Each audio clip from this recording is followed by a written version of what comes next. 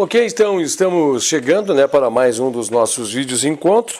Nós estamos avançando, né, nos Yoga Sutras, estamos na sessão de número 2 e hoje, né, nós vamos estar indo para o 15º Sutra da sessão de número 2. E o 15º Sutra da sessão de número 2 é um sutra muito importante, né? É um sutra que traz uma relevância muito grande em sua ensinança. É um sutra também que aborda, né, diversos temas, diversos assuntos. Eu não sei se nós vamos precisar de um encontro ou iremos precisar de 2 encontros para concluir esse sutra, mas a gente vai se esforçar para fazer que ele, neste vídeo encontro, né, nós consigamos contemplar a todos que estão acompanhando, né, com todas as informações necessárias para o agregamento dos conhecimentos. Evidentemente que nós também não vamos atropelar, né, a gente não vai atropelar, a gente vai seguir o roteiro, a gente vai seguir o que tem de ser passado a cada um, e se, né, for necessário que haja mais, né, a necessidade de mais um vídeo, assim nós o faremos, né, mas acredito eu que vai dar para nós fazermos dentro de um vídeo só, toda a abordagem que há de se fazer dentro dos sutras, sutra de número 15 da sessão de número 2. De leitura, né? De leitura nós temos esse trecho aqui, nós temos esse trecho, mais esse trecho aqui, esse outro trecho aqui e depois esse outro trecho aqui. Então, ou seja, nós temos aqui praticamente, por assim dizer, né, um pouco mais de 3 folhas para fazer a leitura hoje, para entendermos, né, o que quer dizer os textos aqui. Eu estava observando e eu acho que eu vou utilizar, né, de um introdutório, tá? Eu vou fazer assim, vou levar agora para nós um introdutório. Logo após o encaminhamento desse introdutório, eu irei estar passando para algumas orientações para o que nós devemos atentarmos para esse sutra como ensinamento, como observação de conhecimento. E depois, se a gente conseguir, a gente conclui ele, né? Faz um fechamento, uma conclusão aí no final, né, da abordagem deste vídeo. O que é interessante nós vemos? Nós estamos falando sobre o caminho da yoga externa, né? É interessante frisar esses pontos. Nós estamos falando sobre os 3 caminhos, nós estamos falando que os 3 caminhos compõem a caminhada do yoga, né? Do andante, do iniciado, compõem a vida do sadhaka, né? Do aprendiz. E esses 3 caminhos, né, eles vão pela disciplina, eles vão pelo autoestudo e eles vão pela uma autoentrega. Evidentemente que são nomes genéricos que têm, né, muitos derivativos atribuídos a todos eles. Exemplo, a disciplina. A disciplina são, né, voltada a modificações, né, no nosso corpo, a modificações no nosso quesito astral, a modificações, né, através de uma disciplina em nossos quesitos, né, quesitos emocionais, nosso mental inferior, mental superior e posteriormente espiritual, né, agregando a espiritualidade. Nós podemos ver que essa disciplina ela trata de que exercícios, ela trataria de mudanças, alterações que entrariam num caminho de uma rigidez, né? Uma rigidez para que haja uma simbiose com as leis naturais. Tá? Nós podemos, de forma derivativa, abordar assim. Nós podemos abordar sobre o autoestudo. O autoestudo, amados irmãos, ele traz a ensinança, o entendimento, a compreensão, ele trabalha, né, com o nosso mental, ele trabalha muito com o nosso mental, a criatividade, o aprendizado, e ele vem fazer com que ao desperto nos viveca, né? Viveca. As pessoas vão botar assim, o que é isto, né? O que é isso? É a faculdade do discernimento. Né?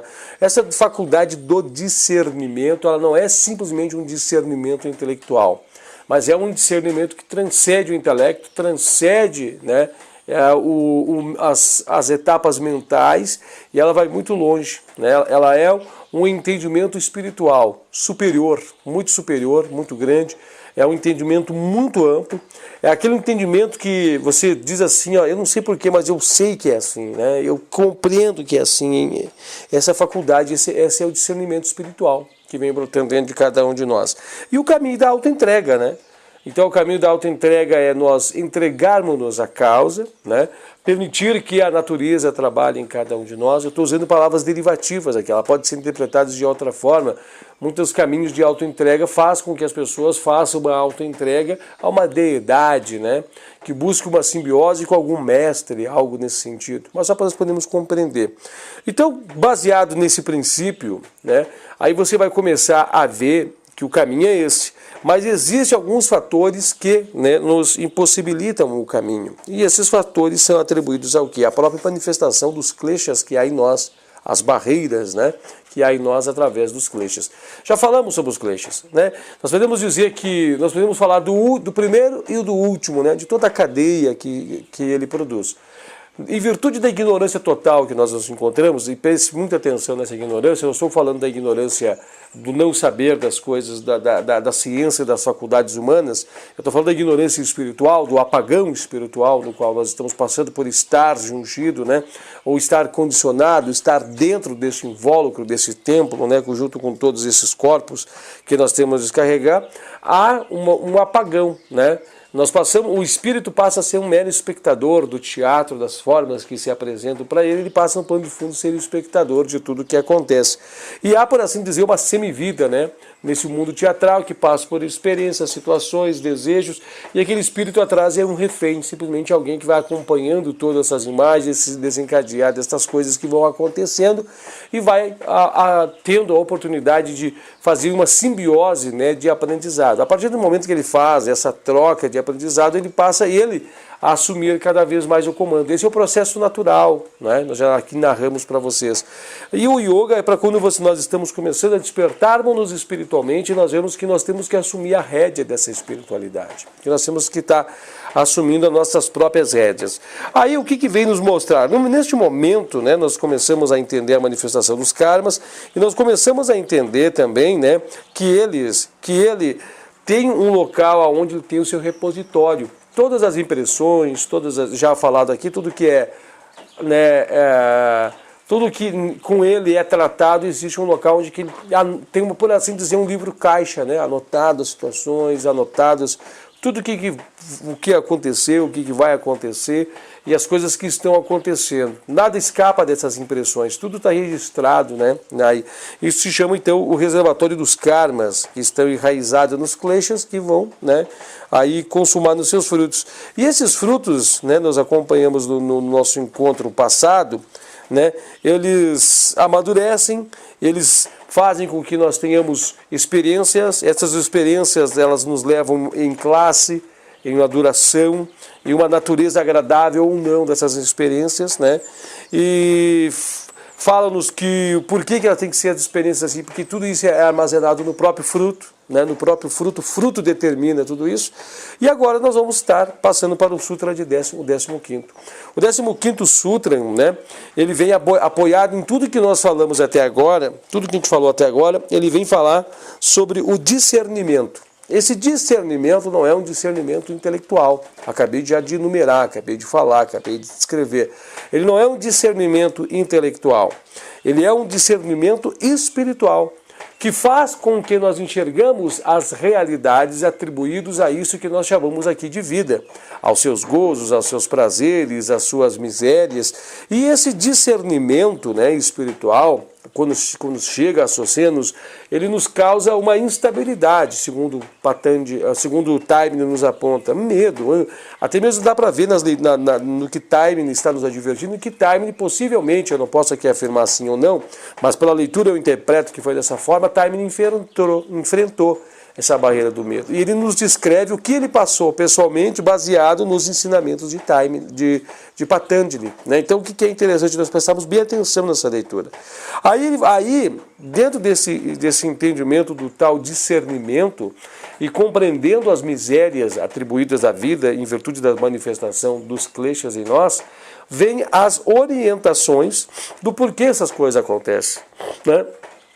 E através dessas orientações do porquê que essas coisas acontecem, nos traz também um entendimento real que somente o yoga é a cura para essas questões, né? Que somente o yoga, ele é o que nós devemos estar buscando para que nós saiamos desta condição a partir do momento que esse discernimento chega. Evidentemente que esse discernimento, ele se apoia na base intelectual, ele se apoia na base da autoentrega e na própria base da disciplina. Mas ele leva uma carência, ele leva um período para realmente se estabelecer, ele leva um período para realmente brotar e se fazer presente na vida do yogi.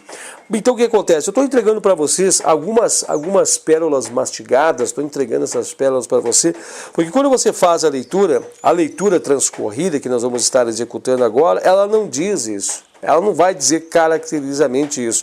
Ela vai dizer assim, para quem desenvolveu o discernimento, tudo é miséria, por causa das dores resultantes, das mudanças, das ansiedades, das tendências com os conflitos que permeiam o funcionamento dos gunas e das vitris. Né? Vai falar isso aí.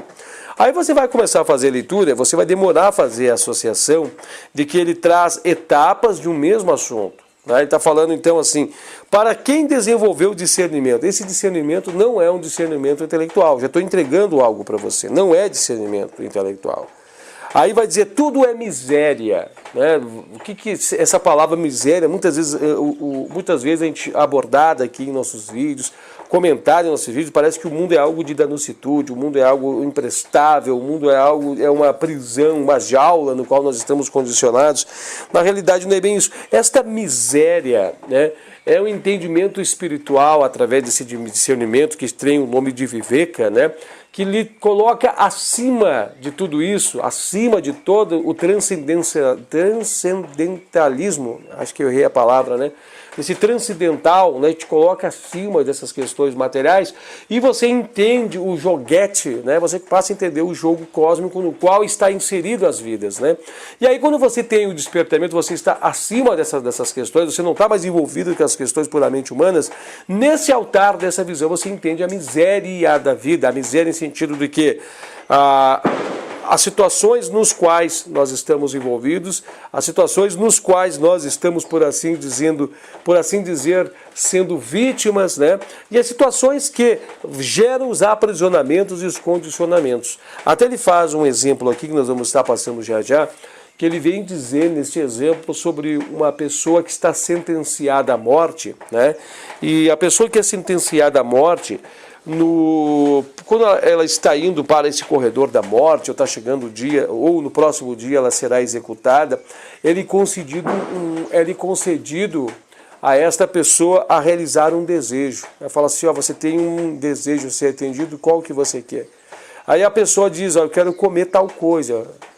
Eu quero, já que eu tenho meu último pedido, eu quero comer, né, um alimento que eu gosto. Aí vem fazer uma colocação, Taimini nos leva a raciocinar sobre a incoerência de tudo isso, né? De uma pessoa que está sentenciada à morte querer realizar um desejo físico dessa natureza, sendo que quando extinguir-se a sua vida, esse alimento vai ficar todo depositado sobre esse estômago do corpo, né?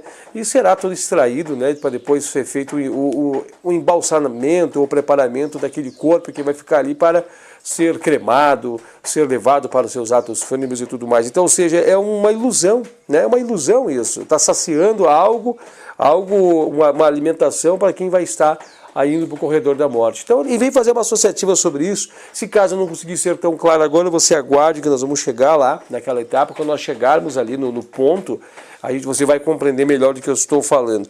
Então ele vem dizer tudo isso. E ele vai mais a fundo ainda, né, baseado no que Patanjali nos deixou. Ele vem nos falar sobre mudanças. E é muito interessante que nós meditamos sobre esta passagem das mudanças. É muito interessante que nós paramos e meditamos sobre esta questão das mudanças, né? O que é essa mudança? As pessoas vão dizer assim, então quer dizer que quando eu começar a mudar, eu vou ver a miséria. Não é isso não. Não é esse fator de mudança que ele está falando, né? Não é esse fator de mudança, não.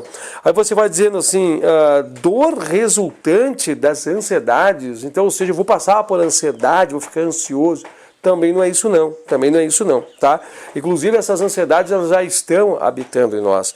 E aqui diz, tendências de conflitos que permeiam o funcionamento dos gunas e das vitris. Significa que eu vou ter que entender o que é isso, ver o que é isso, experienciar isso. Não, na realidade nós já estamos passando por isso. Então o que acontece o quê? Ele quer nos mostrar nesse texto aqui, Time, baseado no Sutra de Patanjali, que essas coisas acontecem, estão acontecendo e que nós não temos consciência disso. A vida que nós estamos vivendo é tão ilusória, nós estamos tão circundados no círculo de ilusão que nós não entendemos isso. E por isso que há um descontentamento, uma ansiedade generalizada, um medo, uma angústia, uma insegurança tão grande em todos nós. Porque não há um discernimento claro sobre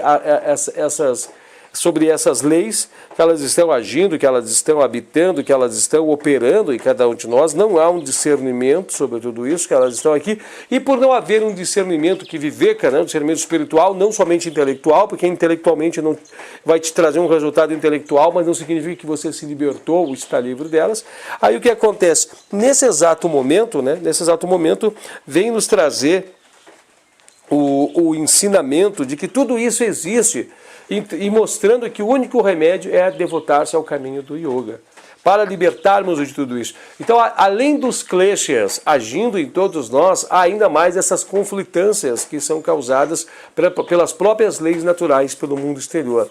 Então, junto com os kleshas, a ignorância, né, a cognição, né, toda a cognição precisando de um instrumento para funcionar, né, o sistema cognitivo, sabendo que nós somos auto-independentes e tudo mais, as reações de repulsão, né, e desejo, o desejo incontrolável sobre cada um de nós, que desperta esses desejos e a repelição, o medo, e também, né, esse forte desejo de viver que domina os mais iludidos, toda essa cadeia dos kleshas, né, ainda ela entra em conflito com essas outras questões que nós vamos estar vendo então agora aqui.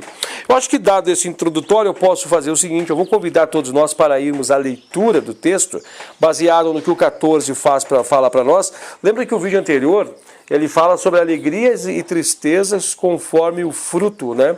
E conforme sua causa do fruto vai trazer virtudes e vícios. Lembram, né? O vídeo anterior, vocês assistam o vídeo anterior e depois sigam vendo este aqui. Aqui diz assim, ele emendando com o Sutra de número 14, ele pula por 15. Eu vou só ler o título de novo. O título diz assim, ó, seção de número 2, Sutra de número 15. Para quem desenvolveu o discernimento, tudo é miséria, por causa da dor resultante das mudanças, ansiedades e tendências, bem como os dos conflitos que permeiam o funcionamento dos gunas e das vitris da mente, tá? Segura aí, é confuso talvez, mas a gente vai destrinchar tudo isso, vai ficar claro para você. Aqui diz assim, ó, agora emendando com o 14 e pulando para o 15. Se a virtude e o vício geram respectivamente experiências agradáveis e dolorosas, pode-se questionar, por que não adotar uma vida virtuosa para logo assegurar uma série ininterrupta de experiências agradáveis e eliminar completamente todas as experiências dolorosas? Medita sobre a pergunta. Ele está dizendo aqui, se nós sabemos que através dos frutos que nós estamos gerando tem as consequências, e se nós estamos vendo que nós estamos recebendo consequências ruins em nossas vidas, por que a gente não reajuste tudo isso então, né? Por que a gente não muda? A gente passa a ser uma pessoa melhor, uma pessoa boa para colher os frutos bons, né? Olha, agora vamos lá. Aqui diz assim, é claro que por algum tempo os resultados das ações más, viciosas, que praticamos no passado vai continuar a aparecer.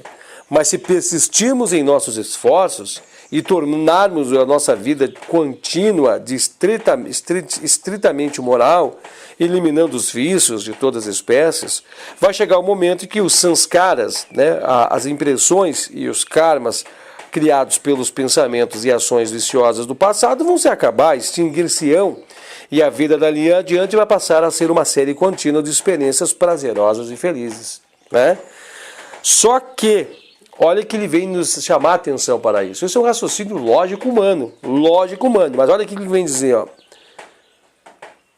Esta é uma linha de pensamento que agradará, em particular, aos aspirantes que estejam passando pelos bons momentos e esteja ligado às coisas boas do mundo. A filosofia dos kleshas vai parecer uma coisa desnecessária, árdua, pessimista, e o ideal de uma vida completamente virtuosa vai parecer prover uma solução feliz para os grandes problemas da vida. Isso satisfará seu inato sentimento religioso e moral e garantir-lhe-á uma vida feliz e agradável que ele de fato deseja. O ideal religioso e ortodoxo exige que as pessoas sejam boas e tenham uma boa conduta moral, de modo que possa ter uma vida feliz aqui e no além, e realmente uma concessão à fragilidade humana e o desejo de preferir assim chamada felicidade em vida para a iluminação. O que isso quer dizer? O que quer dizer? Baseado no que nós agora há pouco falamos, né? Se eu reajustar então a minha vida, eu passo a ter coisas felizes. Né? Ele quer dizer que isso é algo que satisfaz, né, os aspirantes. Né? O que significa? Satisfaz aqueles que não têm a compreensão do mundo ilusório. Aqueles que não têm a compreensão de que tudo aqui é uma ilusão de Maya e de que tudo aqui é impossível que haja esse ajustamento. Né? E ele vem dizer que esse é o ideal das religiões. As religiões ortodoxas, todas elas pregam essas coisas, né? Todas elas fazem isso. Elas falam para você ser bom, para você receber coisas boas de Deus, ela promete bênçãos de Deus, ela promete alívios de provas, ela promete uma série de questões às religiões, né? Elas falam assim, se você vir para cá, vir para a nossa igreja, para o nosso dogma, devotar-se a esse caminho, você vai ter recompensas, benefícios, né? E aí ele vem dizer o quê? Que esse pensamento é uma concessão à fragilidade humana. Que isso tudo é ilusão, que isso tudo não funciona, que isso tudo é ilusório. A lei não se modifica para que você possa receber esses benefícios. Aqui diz assim, ó, concessão à fragilidade humana e ao desejo. Esse desejo aí entraria é um desejo puramente físico, né? De preferir a chamada felicidade, essa felicidade humana que é inexistente, a felicidade que ela depende de condições, ela depende de dinheiro, uma felicidade que depende de situações, depende de uma série de fatores para poder se consumar, uma felicidade que não é duradoura. E fala assim, em vez de uma vida, a iluminação. Essa iluminação é a iluminação de Viveka, né? O discernimento, o despertar espiritual, uma iluminação dentro dos caminhos do yoga. Ele quer dizer assim, isso tudo pode agradar quem ainda está envolvido por essas questões. Esse é pensamento no início. Isso tudo pode vir e trazer um afago ao coração daqueles. Né? Mas ele quer nos chamar a atenção que isso não existe, isso não funciona. Que tudo isso é miséria. Né? Tudo isso é miséria. E agora ele vem explicar por quê. Vamos seguir a leitura aqui. Ó.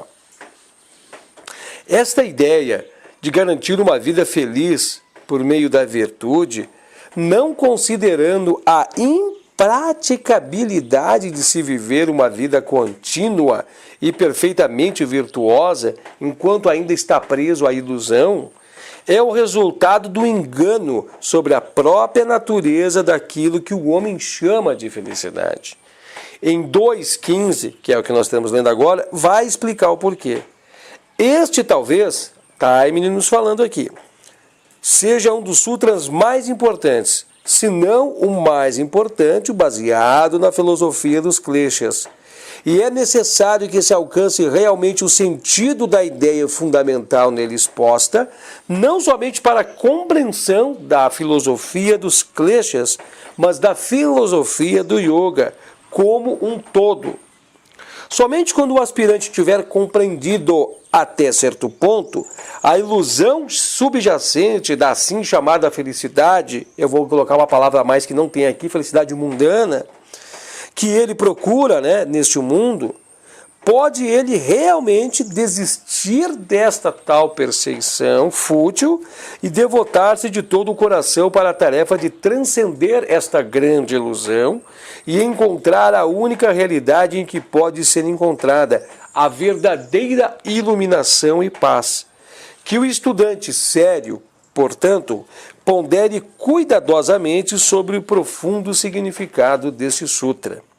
O sutra, de maneira geral, quer dizer que todas as nossas experiências, nós já falamos isso em outros vídeos também, são ativas, são potencialmente repletas de misérias. Para uma pessoa sábia, cuja percepção espiritual tenha despertado. Escuta que ele fala aqui, pessoa sábia, não sábia de sabedoria intelectual, não é isso. Olha aqui diz assim, sábia, cuja percepção espiritual tenha despertado. Isso se chama viveka, tá? Agora ele vem dizer, isto porque certas condições, né, como mudanças, ansiedades, hábitos, conflitos entre o próprio funcionamento dos gunas e das vitris, né, são inerentes à vida. Aí ele faz um convite agora. Vamos considerar cada uma dessas condições e vejamos o que elas significam, tá? Então a gente vai falar um pouco sobre mudança, a gente vai falar a partir desse momento um pouco sobre ansiedade, vamos falar sobre samskara, sobre a impressão, né, sobre os hábitos que as impressões nos geram, e vamos falar sobre esse conflito dos gunas, né, deve estar bastante confuso isso, mas a gente vai destrinchar, vai ficar lúcido para você, como claro, cristalino como água, né, água pura. O que é interessante nos destacarmos aqui? A partir desse momento, né, que nós chegamos até aqui, Taimini, baseado no que Patanjali nos ensina, quer nos mostrar que até mesmo essa procura por uma vã felicidade nesse mundo é algo ilusório. Ele quer nos mostrar que existe um conflito, né, um conflito de relacionamento entre mudanças, entre ansiedades, entre impressões que geram hábitos e o próprio, né, o próprio funcionamento dos gunas. O que são os gunas? É a camada das vibrações, né? Eu vou tentar resumir nessa palavra aqui. Os gunas são as camadas dos planos, né? Dos planos que trazem conflitância com as vitris, com as próprias modificações da mente. Isso sempre gera infelicidade. Então o que vai acontecer a partir de agora? A partir de agora ele vai nos explicar o que é a mudança. Então nós vamos ter que entender o que ele quer dizer como mudança e vai nos fazer um convite a entender que este fator mudança, né, esse fator mudança sempre vai gerar ansiedade em todos nós. Sempre nos gera ansiedade em todos nós. E que esse fator ansiedade é gerado por causa das mudanças. Então, ou seja, como nós vamos nos agarrar a algo nessas condições se tudo é assim? Tudo é aqui, eu posso ter, amanhã eu posso não ter. Tudo aqui pode dar certo como não pode dar certo. Eu tenho e posso perder. Tu percebe que nada é estático, nada é estável, nada é para sempre, nada duradouro. Hoje eu estou ao lado de uma pessoa, essa pessoa eu posso perder a qualquer momento. Aqui é tudo através de situações que podem mudar a qualquer momento e elas mudam a todo momento. Aqui diz que muda a toda hora. Uma coisa que é agora, amanhã não é. Tudo é em cima de incertezas, em cima de dúvidas. As felicidades são apenas gotas, né? Gotejantes, gotam e essas felicidades amanhã viram ervas amargas.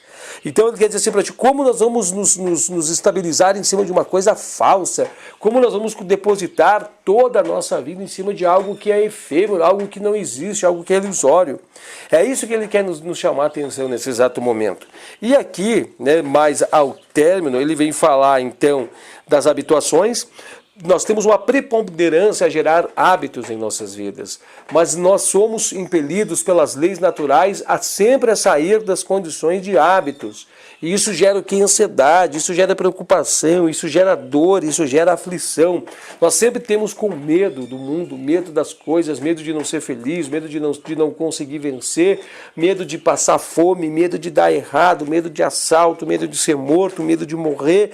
Ou seja, nós temos sempre com essas ansiedades do nosso plano de fundo que nos contaminam, porque aqui nada se sustenta, aqui tudo é ilusório. E para fechar, ele vem falar então sobre o próprio conflito dos gunas e os vítres. Ou seja, ele fala do próprio conflito dos nossos próprios desejos com o que o mundo pode apresentar para nós. Exemplo assim, a gente tem sempre esse instinto de insatisfação, porque as coisas que nós queremos, ou as coisas que nós queremos que sejam realizadas, a forma de vida que nós desenhamos, nunca se apresenta para nós. Né? Ela nunca consegue se apresentar numa determinada forma, ou sempre há uma insatisfação. Nós nunca estamos felizes com nossas próprias vidas, né? Cada um de nós, inclusive eu posso me colocar nessa questão, né? Em virtude dessa lei está operando em cada um de nós, nós sempre estamos sentindo infelizes. Nós podemos estar saciados, né? Podemos estar muito bem alimentados, podemos estar muito bem vestidos, podemos ter tudo o que a tecnologia pode nos fornecer nesse exato momento, mas sempre estamos infelizes, sempre somos pessoas infelizes, nós nunca temos uma felicidade completa, plena. A Ananda, né? a verdadeira felicidade nunca está dentro de nós. E sempre, né, quando nós não conquistamos uma coisa, a infelicidade nos bate. Então por quê? Porque há esse conflito entre os gunas e entre os vítres. Nós vamos estar estudando tudo isso também. Então, primeiramente, nós vamos falar sobre mudança. Né? O que ele quer nos dizer sobre essa tal mudança?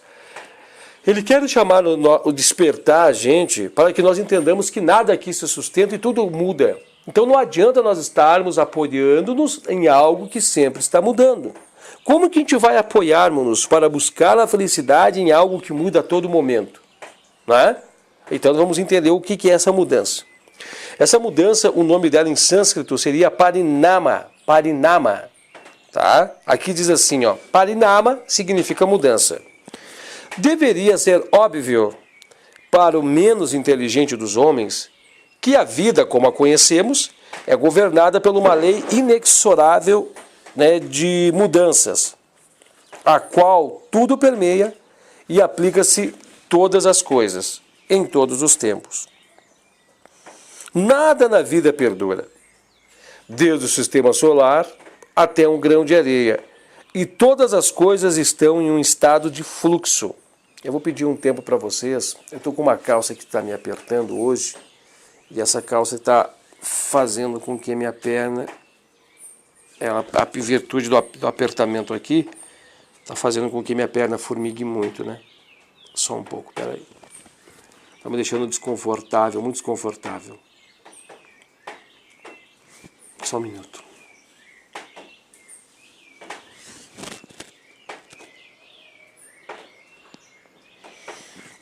Ela está apertando muito aqui, e está deixando o fluxo de sangue baixo.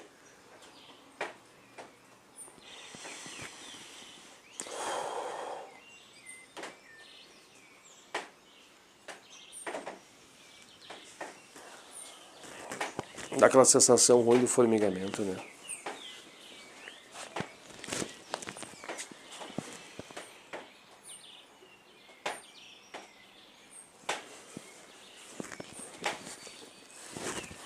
Acho que vai dar para nós ir mais um pouco, tá? Se eu sentir que eu preciso... Ó, ela aperta, ela comprime, né? Se eu sentir que necessitamos parar, a gente vai fazer mais uma pausa breve, tá? Vamos voltar então aqui, ó. Deveria ser óbvio para o menos inteligente dos homens que a vida como a conhecemos é governada por uma lei inexorável de mudança, a qual permeia e aplica-se a todas as coisas em todos os tempos. Nada na vida perdura, desde um sistema solar até um grão de areia, e todas as coisas estão em um estado de fluxo. Então, ou seja, nada é para sempre. Aqui nada se sustenta, aqui nada dura, e é uma lei inexorável que seja assim. Cíclico, mudanças. Aqui diz assim, ó, estão em um estado de fluxo. de um lado para o outro, o rio, né? As correntezas dos rios, a luz que chega até nós, tudo é fluxo, tudo flui, né? Tudo é a vida que se esvai, as plantas que germinam, depois morrem, as árvores que dão os frutos derrubam, tudo é um fluxo, tudo é um círculo, tudo é um continuar, mas tudo exprimido através dessa lei inexorável de mudança. Nada é estático, tudo aqui é dinâmico, tudo muda, tá? Embora talvez a mudança pode ser muito lenta, tão lenta que poderíamos não estar conscientes delas. Isso é um efeito de Maia e nos torna-nos inconscientes das contínuas mudanças que acontecem dentro e fora de nós. As pessoas estão temendo a morte, mas não observam que ela é um simples incidente nessa contínua série de mudanças que ocorrem em nós e em torno de nós.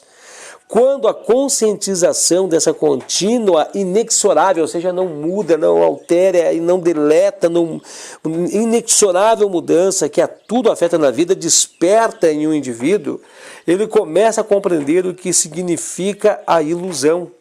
Essa conscientização é uma experiência bastante definida e é um aspecto de viveka, ou seja, a faculdade do discernimento, não discernimento intelectual, tá? Não é discernimento intelectual. O homem comum está tão imerso e completamente identificado com a vida em que se encontra envolvido por causa dos kleshas, né, que não pode se separar mentalmente desta correnteza. Teoricamente, ele pode reconhecer a lei da mudança, mas não tem a conscientização dela. Ou seja, nós estamos aqui estudando teoria, a gente está vendo na teoria, né? Mas nós não temos conscientização delas. Eu estava imaginando esses dias atrás, quando eu estava ali nesse trecho, um rio, né? Um rio. Eu estava imaginando um rio e eu em cima da ponte deste rio, observando as águas. Você já fez isso? A gente vê as águas descendo, né?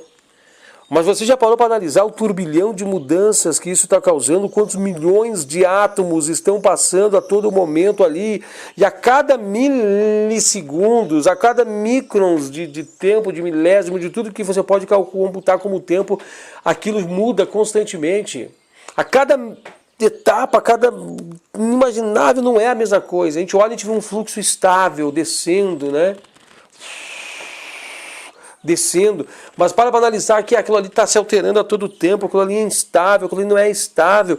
A cada instante, segundo, milésimos, décimos não é a mesma coisa. Olha que coisa assombrosa, tu tá olhando, tu piscou o olho, já não é mais a mesma coisa, é outra coisa. Você está aqui e sabe, e nós não temos a consciência disso. A nossa imagem que nos projeta em nós é aquilo, é apenas algo que está indo, a gente fica olhando, né? Acho tão bonito de ver aquele som. Mas olha o grau de mudança, tenta meditar sobre a mudança que isso está ocorrendo ali.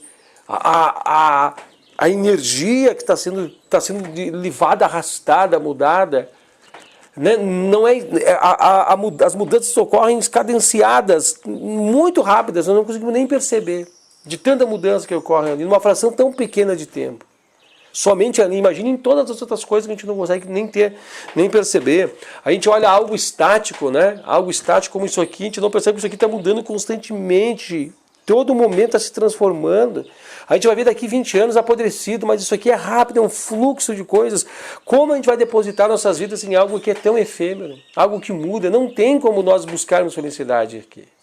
E é inexorável, existe, tem que acontecer, é indelével, não se deleta, não se altera, não se muda, tem que haver mudança. Aqui não é um mundo de mudanças, aqui é um mundo, né, dos efeitos, aqui é o mundo dos efeitos dos fenômenos. Continuando.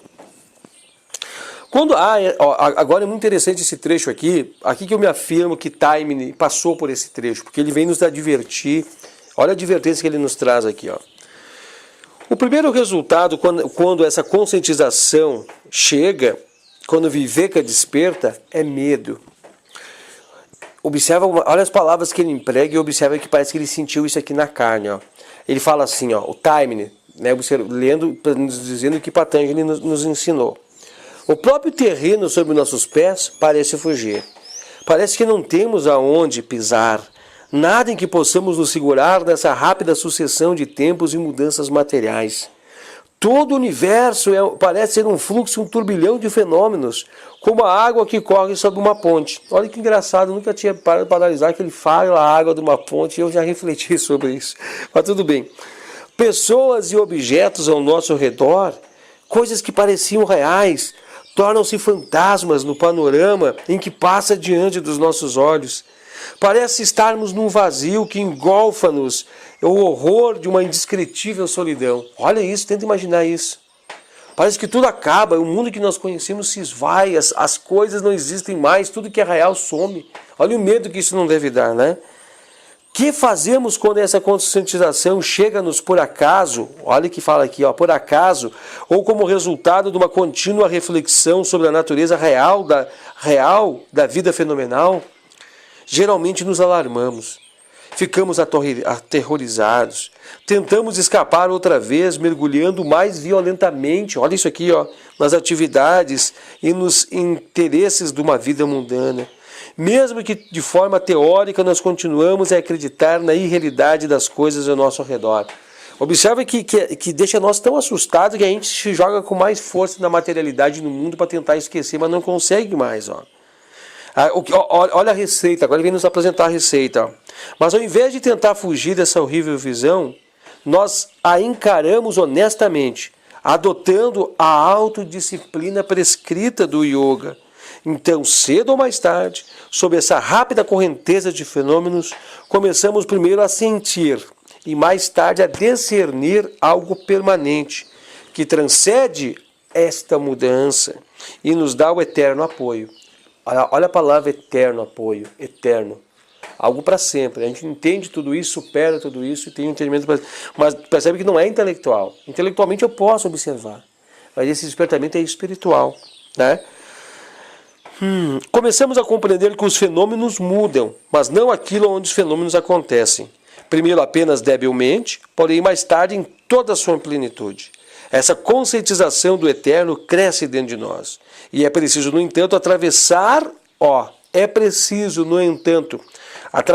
o vale do medo antes que a conscientização ocorra. Essa frase me chama muita atenção. É preciso atravessar o vale do medo. Dá uma sensação que nós vamos ter que enfrentar esse medo. Que esse medo vai ter que ser desperto em nós, né? Antes que tal conscientização ocorra. Ou seja, tem que passar por isso, né? Temos que ver todo o mundo sólido dos homens e das coisas desintegrar-se e desaparecer em um fluxo de meros fenômenos antes que possamos ver o real oculto sobre o irreal. Olha que interessante isso.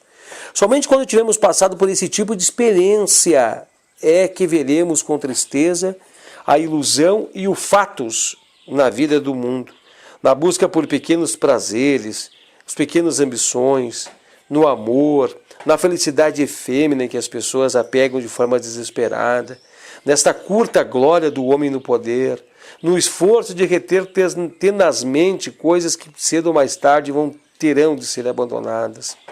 Vistos sob esta luz, até mesmo o que se chama prazer, os mais esquintados e as esplêndidas conquistas da vida comum tornam-se insignificantes e, o que é pior, passam a assumir uma característica de miséria.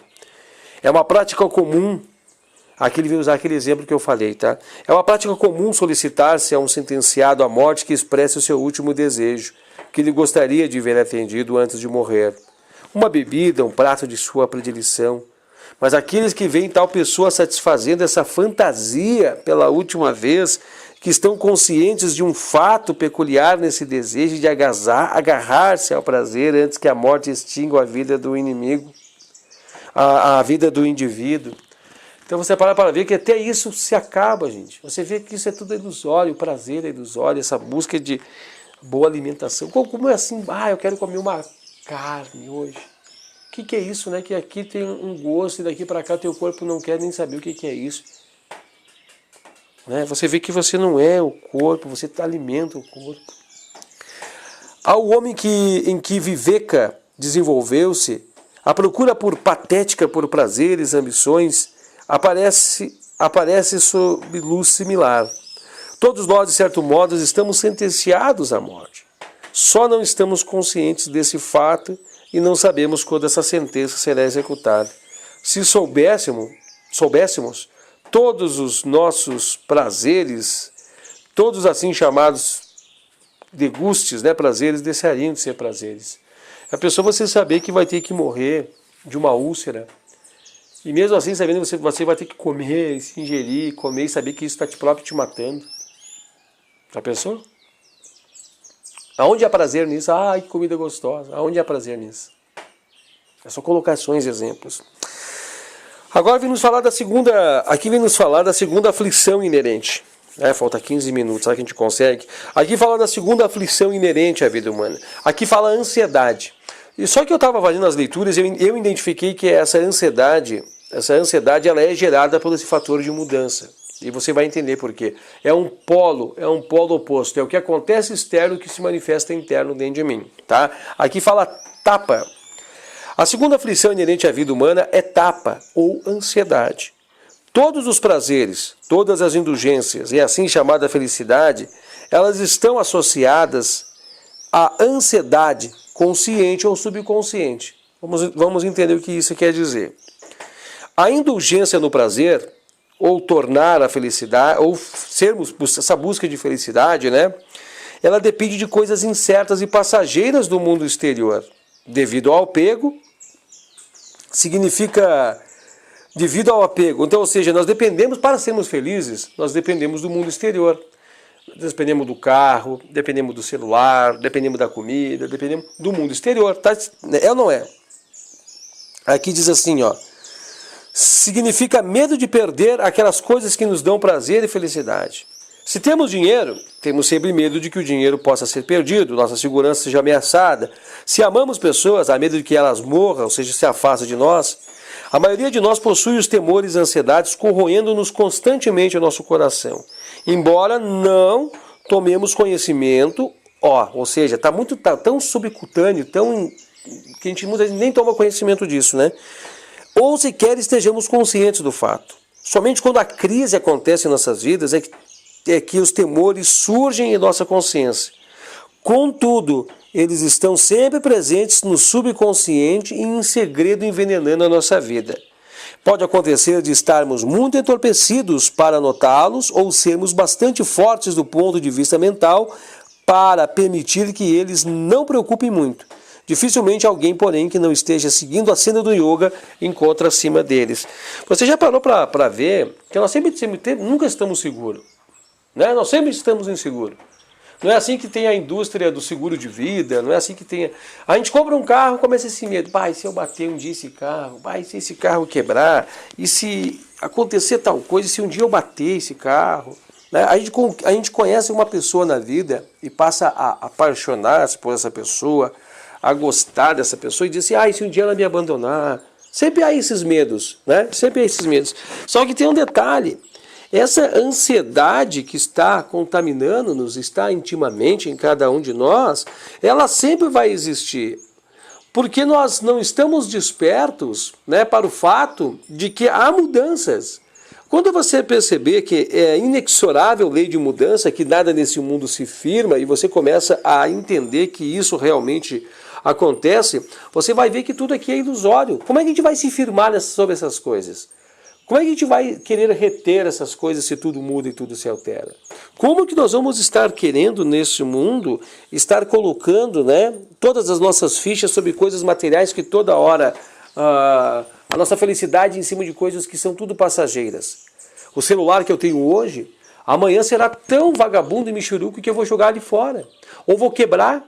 A vida que eu tenho hoje, eu estou levando hoje, que talvez eu me julgue feliz ou infeliz, que na verdade todos nós nos julgamos infelizes, né? Amanhã poderá ser melhor, pior ou diferente. Eu poderia estar acamado, né? E achando que... Aí eu vou dizer que eu era feliz e não sabia. Eu tinha felicidade e não sabia, né? Está percebendo que tudo é ilusório. Por isso que nos gera essa ansiedade, nós estamos ansiosos, né, por tentar se agarrar nessas questões. Por tentar agarrar, mas nós não estamos cientes que sempre haverá mudança. Que a mudança faz parte, que a mudança está ocorrendo agora nesse turbilhão de fluxo de alterações, a todo momento, a toda hora.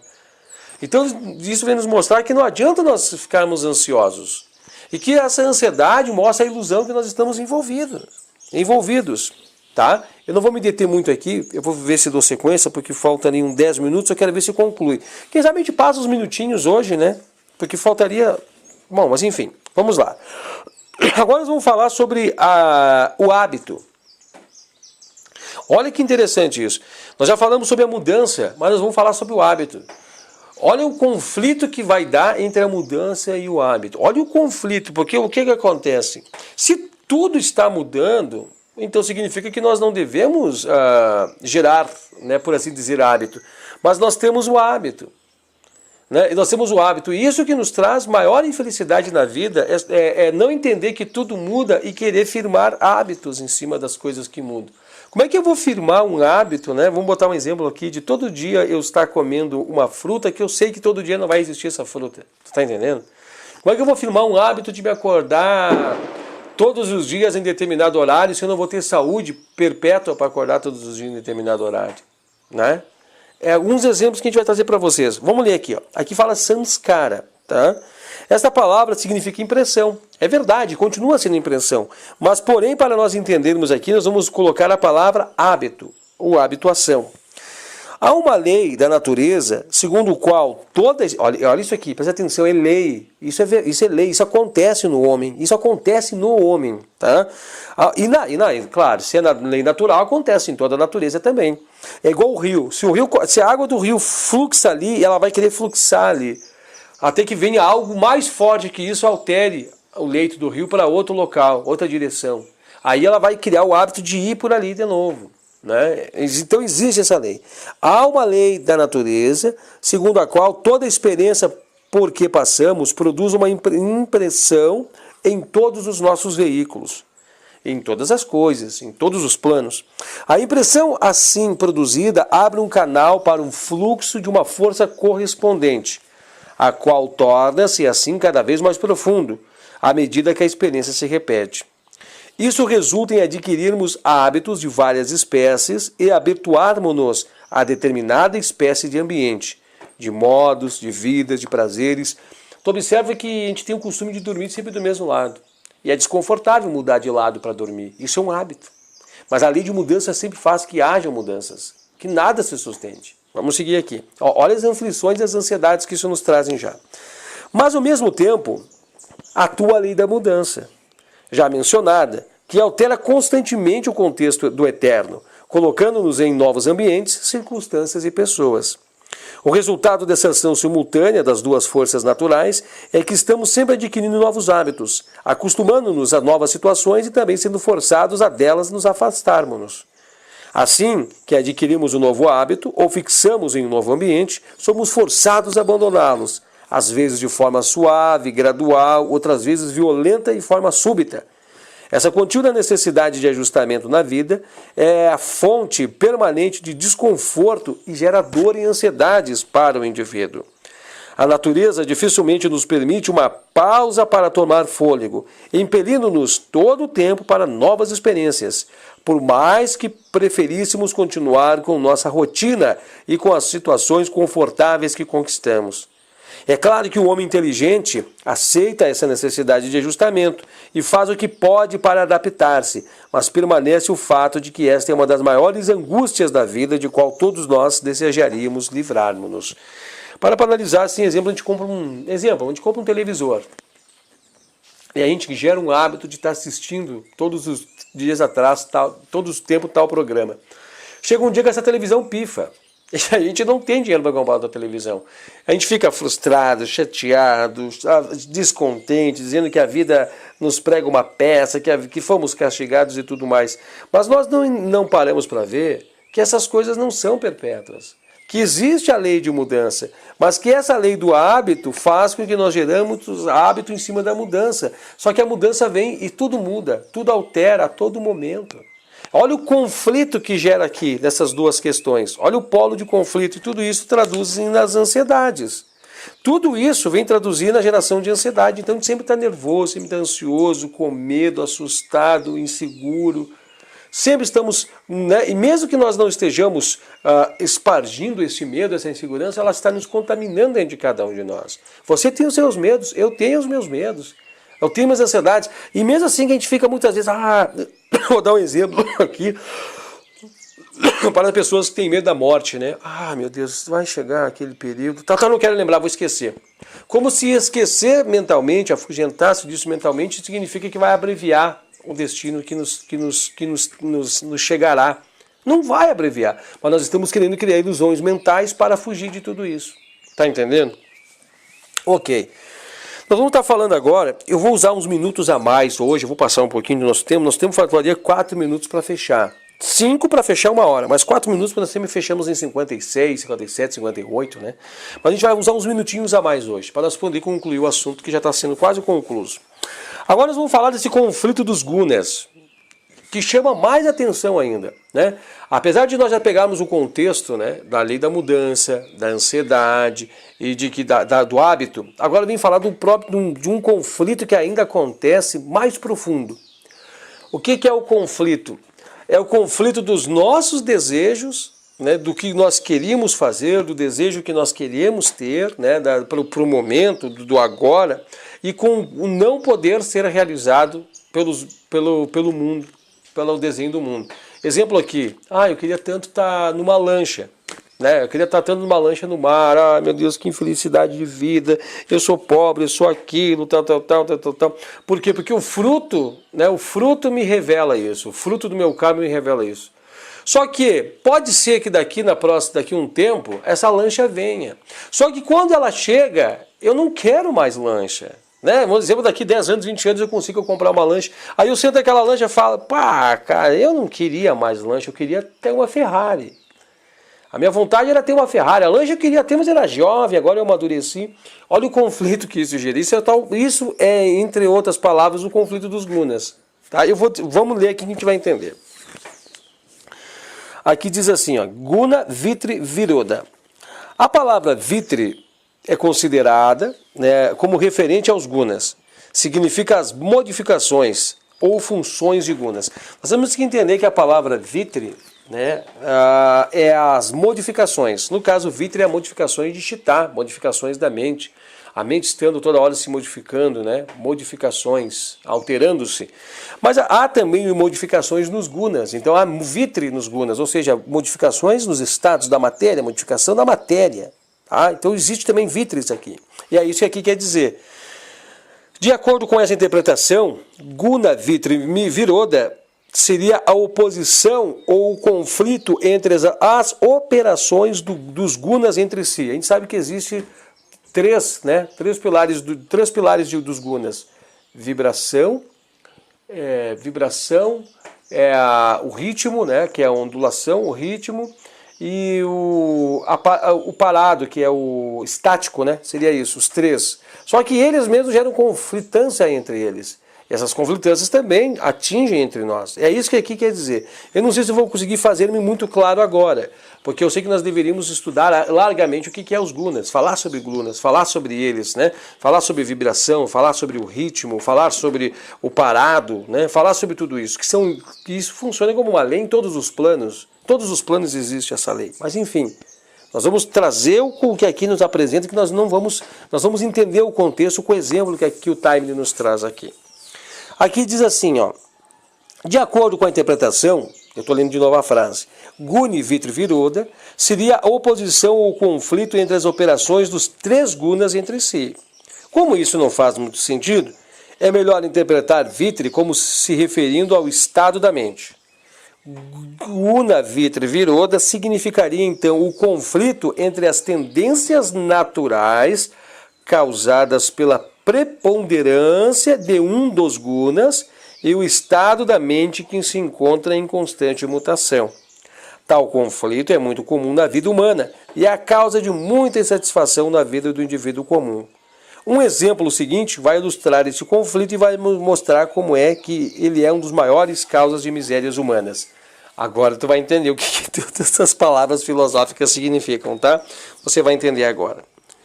Há um homem que é preguiçoso por temperamento, devido à predominância de tamas em sua natureza. estático, né? O ficar parado. Ele odeia a atividade, mas ele é colocado em circunstâncias onde tem de se esforçar para ganhar a vida.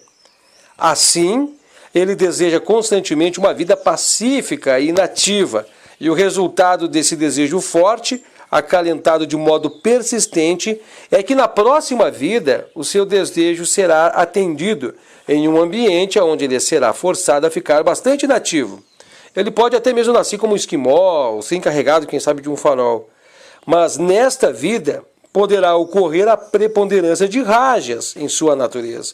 E ele quer a constante atividade, e ele está num local onde não é possível a atividade. Assim, mais uma vez, ele se lamentará e sentirá insatisfeito com a sua nova condição, como se sentia na condição antiga. Por vezes, esse conflito entre os gunas, predominantes no tempo e no estado da mente ou desejo, ele pode até mesmo ser de natureza temporária, mas na ocasião sempre tem o efeito de produzir descontentamento. Então, ou seja, não precisa ser uma vida toda, mas pode ser etapas da vida, mas vai ocorrer e ocorre e traz insatisfação de vida. Por consequente, pelas ações de suas leis, a natureza está acarretando esse tipo de oposição entre as nossas tendências e os estados da nossa mente, daí vermos por toda parte um descontentamento generalizado nas pessoas. Ninguém parece estar contente com o destino ou as circunstâncias. Todos estão desejando o que não têm. Eis como Guna Vitri Viroda torna-se uma das causas da miséria humana em geral. O sábio, e esse sábio não é o sábio intelectual, é o sábio espiritual, percebe inevitabilidade de tudo isso e, portanto, renuncia aos desejos integralmente, aceitando o que a vida lhe dá, sem euforia e sem ressentimento. O que devemos lembrar a este respeito é que qualquer conjunto de circunstâncias em que nos encontremos é o resultado dos nossos próprios desejos. Olha que interessante essa frase, né? O que devemos lembrar a esse respeito é que em qualquer conjunto de circunstâncias em que nos encontramos, o resultado é os nossos próprios desejos, podem ser desejos de outras vidas. Embora na ocasião em que o desejo específico realize-se, ele pode ter sido substituído por outro oposto. Lembra do exemplo da lancha e do carro que eu estava falando agora há pouco, né? Nossos desejos não podem, pela própria natureza das coisas, concretizar-se de imediato, sendo necessário decorrer certo tempo para a sua realização. Isso é fato, né? As pessoas não acreditam nisso. Tu para ver que quando você quer comprar um carro, você não tem que planejar a compra do carro, tem que trabalhar, guardar o dinheiro, comprar e realiza o desejo. Não é instantâneo, não existe mágica. Eu quero isso, puf, aparece. A vida é assim, só que tem desejos que dependem de uma vida para outra para ser realizado. Tem desejos que dependem das circunstâncias para serem realizados. Olha para você analisar. Então tem coisas que estão chegando nessas nossas vidas que nós desejamos nas vidas anteriores. E nós temos absurdo de ter pedido isso. Nossa, como é que pode? Porque aquele tempo fazia sentido, hoje não, né? Seguindo aqui. Durante esse intervalo, nossa natureza, nosso temperamento, nossos desejos podem sofrer consideráveis mudanças. E quando temos de encarar a realização dos nossos próprios desejos anteriores, quase não podemos acreditar que no passado nós mesmos desejávamos aquilo que hoje chega até nós. A existência dessas aflições, 4 no total mencionadas antes, inerentes à vida humana, produz tais condições que ninguém que tenha desenvolvido o discernimento espiritual pode considerar a assim chamada felicidade dessa vida comum como uma verdadeira felicidade. Não tem como nós ver que isso é felicidade, né? Na verdade, ao homem do mundo, imerso em sua busca ilusória de prazer ou de poder, a vida pode parecer até mesmo uma mistura de prazeres e dores, de alegrias e tristezas, mas para o homem sábio espiritual, cujas faculdades despertam, toda a vida tem de parecer repleta de miséria, e a felicidade ilusória não passa de pastilhas açucaradas, contendo oculta em seu interior apenas a dor e sofrimento. Essa é uma afirmativa que pode dar uma visão distorcida da vida, mas que o estudante reflita profundamente sobre esses fatos, esses pesados fatos da vida. E é provável que ele chegue à mesma conclusão. De qualquer modo, a menos que o aspirante da vida yoga compreenda a verdade cultuada nesse sutra, não estará realmente qualificado a tentar a longa e difícil escalada que leva ao topo da montanha da autorrealização. Enquanto não se desintegrar para nós, fora do intelecto, as realidades se desenharem espiritualmente em nós, nós não vamos entender para estar mergulhando definitivamente na vida do yoga. Por isso que muitas vezes as pessoas tentam na vida do yoga e ficam patinando. Eu posso me colocar assim numa pessoa delas, né? O próximo sutra fala sobre o sofrimento que ainda não chegou e que pode ser evitado. A gente leva esse nome de sofrimento num sofrimento humano. Aqui não, aqui é um sofrimento maior, um sofrimento que permeia todas as coisas, né? Porque estar envolvido nessa miséria não é estar num sofrimento contínuo, carregando uma pedra, carregando uma carroça, empurrando uma pedra morro acima. Não é sofrimento, não é miséria isso. Nós não queremos de verdade buscar entender e nos livrarmos desse condicionamento, dessa prisão. Então aguarde o próximo encontro, o próximo sutra, que nós vamos estar tratando dessas questões junto com vocês, tá? Meus amados, então fechamos, encerramos. Hoje nós passamos aí uns cerca de 6 minutos, mas para poder fazer o fechamento desse sutra valeu a pena, né? Agora você medite sobre tudo isso que nós falamos, né? Sobre os kleshas atuando em nós, sobre a vida do yoga. E veja que a vida do yoga é o caminho para o despertamento, né? Para a busca sincera e correta, né? De uma vida harmoniosa, de uma vida sincera, plena, livre de todas essas ilusões e essas infelicidades, coisas efêmeras. Ok, da minha parte era isso. Muito obrigado a todos vocês. Obrigado a todas as forças cósmicas, a todos os auxílios que tivemos até aqui e Namastê. Om Bhurvesvar Tatsavitur Veridian Berigo Dissaiti Mahi Dionar Prechodayat. Destruam-se todas as ilusões. Krishna, Krishna.